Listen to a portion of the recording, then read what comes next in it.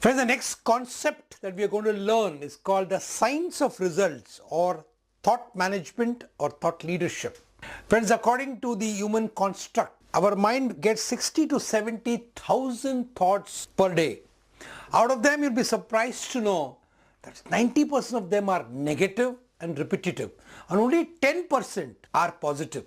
But the Almighty God, who has designed the human beings, gave the power of choice to each human being, because at any given point of time you can have only one thought and you have the power to choose that thought.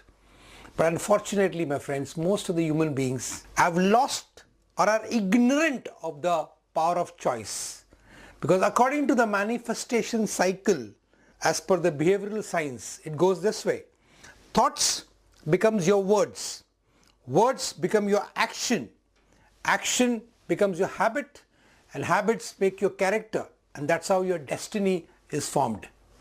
So friends, ultimately the starting point of a manifestation cycle of your life starts with thoughts. That's why they say thoughts become your things, and thoughts is the mother of all the results that you have in your life. Friends, this is exactly what the beliefs are made of.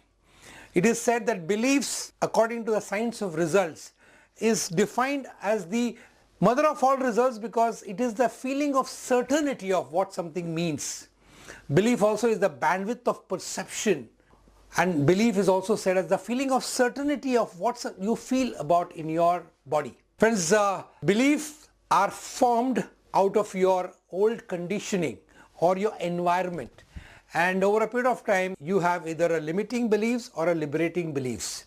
And liberating beliefs will enable you to be in action and produce results in life.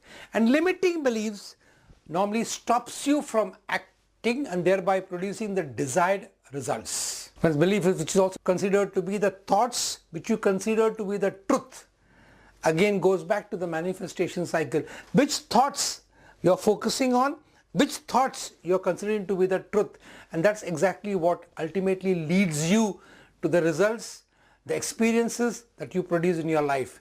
Friends, why we are learning this important concept of the science of results, the thought leadership and belief, is because if you remember the formula BAFAR, which says that belief leads to your attitude, attitude leads to your feelings, feelings is the mother of your actions, and action gives you results.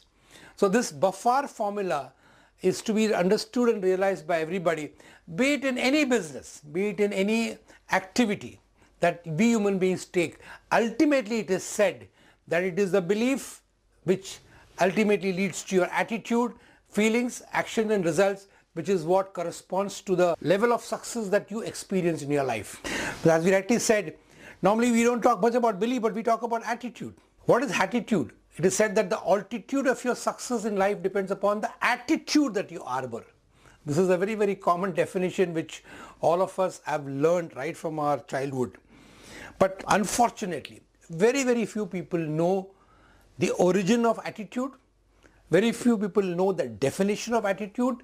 Very few people know how to decipher and how to change your attitude. And in today's session, you are learning about both the components, attitude and the belief, because your attitude which you exhibit comes from the belief that you harbor. So if you want to change your attitude, the belief has to be changed, and ultimately that can also be changed provided you are continuously in your learning cycle. When they say that the word transformation, which is again a very, very common word which is used in the training parlance or in the personal development parlance, is nothing but converting your limiting beliefs into liberating beliefs. And that's all in your hand. And friends, ultimately, if a human being wants to change his belief, he can do it provided he is in the circle of continuous personal development. That's why last time we said your personal development is equal to your business development or your wealth development or your career development. But now I want you to little deep dive into the success triangle. Well, we all know everybody aspires to have success. But success, if you go into the genesis of it, there are three elements of success which all of us know. It is knowledge, skill and attitude. And everybody also realizes that many people feel that all the three of them have an equal importance or contribution to success. But today we want you to take a small exercise as an assignment which I want you to get present to, and then maybe in the next session when you get the answer revealed through our session, you will be able to appreciate the entire concept of science of results, the importance of beliefs, the importance of attitude in your life. When attitude is defined as the quality and the direction of the thought process with which you approach a situation. Knowledge is nothing but the gathering of all the information, data, which is useful for you to achieve some results in life. Skill is putting that knowledge into action. So all the three are important components, but we want you to do a small exercise to understand how each of them correlate with each other and how much does each of them contribute to your success. Friends, what I want all of you to do is, I want you to think that you are going to recruit a new manpower.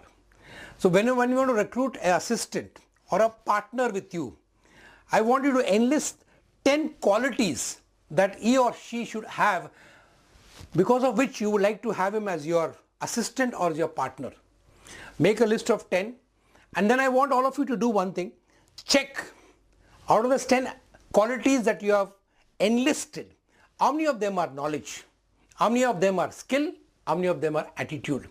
And I want you all to total it up and maybe do this assignment to find out of the 10, how many of them was falling in each of those brackets, and thereby deduce as to what is the significance, importance of each of these elements in the overall success of an individual. But that is called as an attitude game. I want you to just do it for yourself. It will be a very revealing thing for each one of us, and thereby you will appreciate whatever we have learned in this entire exercise or this session of the science of results, and then you will appreciate how important is belief, how important is the concept of attitude, and then the feelings and actions and results. Okay, so with this thoughts, I just want to leave it to you for you to decipher yourself and have the revelation, and which can be a lifelong learning for each one of you. Thank you and God bless.